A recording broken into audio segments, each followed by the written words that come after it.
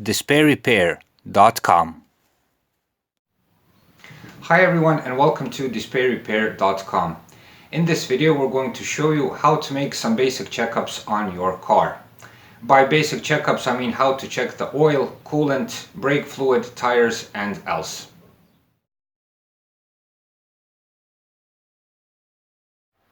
So, why are car checkups so important? Well, for one, you'll be able to assure the proper functioning of your car in the long run. And second, if a problem occurs, like a leak or something, you'll be able to spot it on time, make a repair, and perhaps avoid further damage. Before we start, just one warning. Always make the oil and coolant checkup when the engine is cold. Two main reasons for this. You'll avoid injuring yourself, especially with hot coolant, and you'll get good readings. I myself always like to do this on weekends or when the car isn't driven that much. So let's pop the hood and get going. Now a few words about the location of each checkpoint. Sometimes I've seen drivers that are reluctant to make these basic checkups just because they can't find what is what. Well, the good news is that on almost every car, these checkpoints are made highly accessible and highly visible. In what way? All the checking points will have caps or dipsticks of different color from the rest of the engine bay, so you can see them better. Also, there will be in places where you can access them easily. This is the engine bay of a Skoda Fabia, but the basic principle applies to all cars.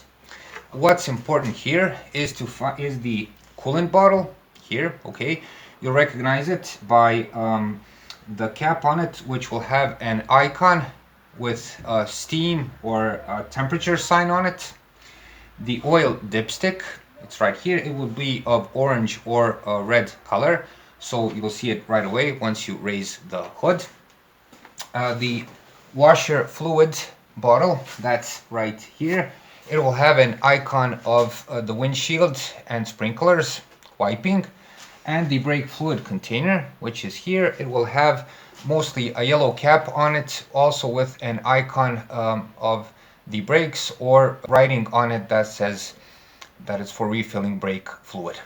So whatever car you may drive, the main difference will be perhaps in the size of the containers, the location, where is what, but if you read the markings on the container, you'll be able to recognize all of the checking points. Now in more detail, okay, this is the coolant bottle. You'll recognize it by having a minimum and maximum gauge imprinted on it. You recognize it by the color of the cap and the mentioned icon. Here it's steam and temperature. This is the oil dipstick. Okay, here it is. As you can see, it's in orange color, highly visible. This is the oil cap. As you can see, it has an oil can imprinted on it. Next, this is the brake fluid container. As you can see, it also has a minimum and maximum gauge imprinted on it, and as you can see, it has writings on it that regard brake fluid and an icon on it, and the washer fluid bottle with the icons of the windshield and sprinklers.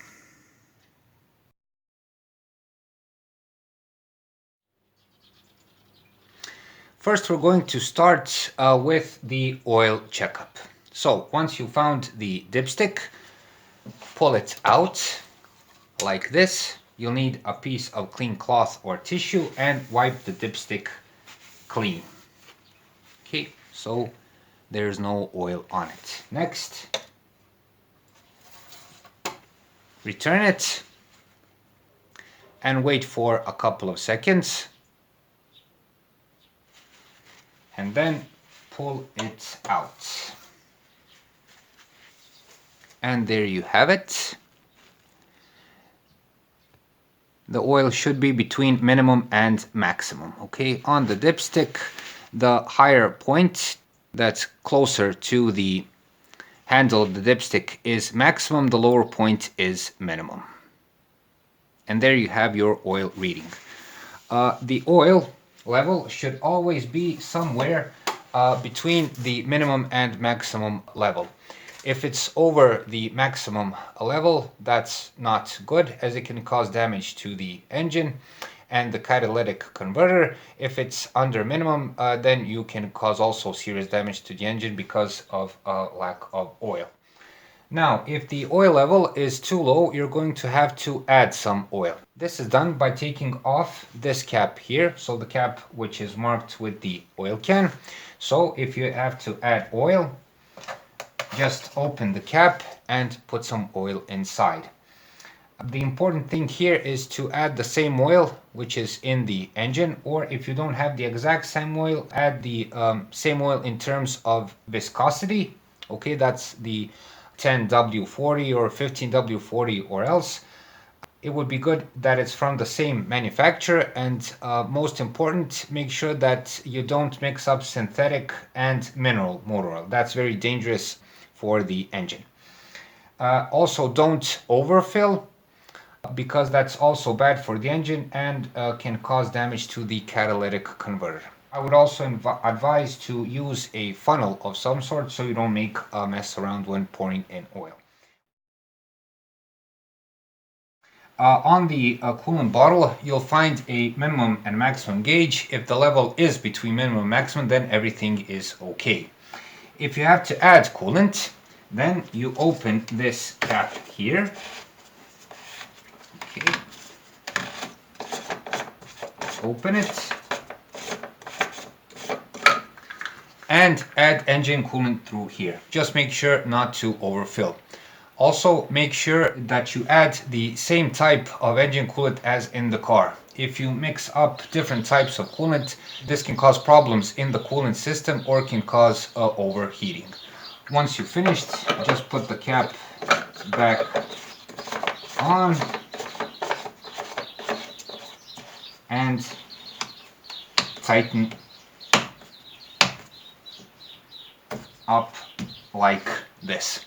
On most coolant bottles, the cap is made in such a way that once you tighten it to the end, it will click in place, so you're sure that it's tightened properly. One more check on the coolant, which is necessary, especially before winter, is checking the freezing resistance level. That's how much your coolant is resistant to low temperature. We've made a separate video on this topic. I'll again leave a link, so if you have the time, it would be good for you to watch it.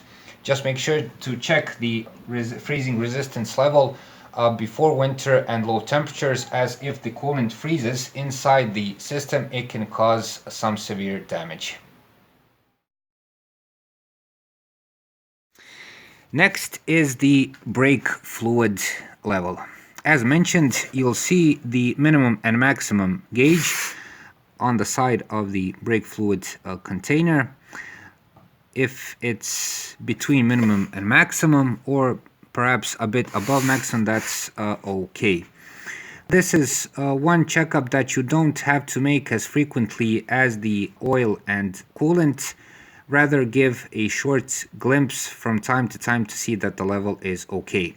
If the level is under minimum, you can add brake fluid. Just make sure that it's the same fluid as the one inside the system, that the DOT or dot grade is the same.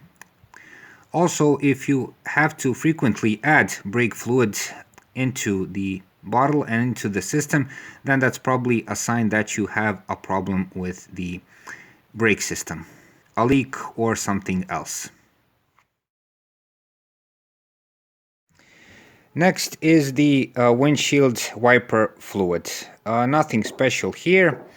On the washer fluid bottle, you won't find probably any gauges. On most cars, take a look at the bottle and see what the level is. If you have to refill it, then just open the lid and put in some washer fluid. The most important part here is to put the proper washer fluid inside in terms of temperature resistance. This goes especially in winter.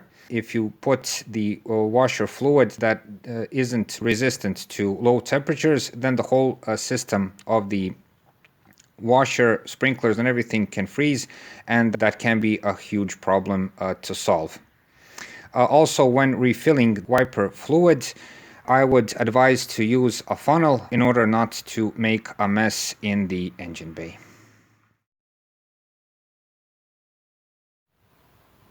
Now, the last check we're going to do is the tire pressure check. It's very easy to do. All you'll need is a tire pressure gauge, or if you have a compressor, use a gauge like this one. The first thing you should do is take off the cap off the valve. Next, take the tire gauge or this kind of gauge, press it against the valve and make a reading like this one. This tire is okay, so if everything is okay, just take off the gauge and return the cap. Always remember to return the cap. A lot of people forget to do this, and then dirt and filth can get inside the valve and damage it. If you don't know the proper tire pressure, you can of course check the maintenance book for your car, or you can look around the car and find stickers like these. The most common locations will be the driver's side door sill or the door itself. In case of the Skoda Fabia, it's located on the gas tank door, like this. As you can see, you have a data table here with the proper tire pressures.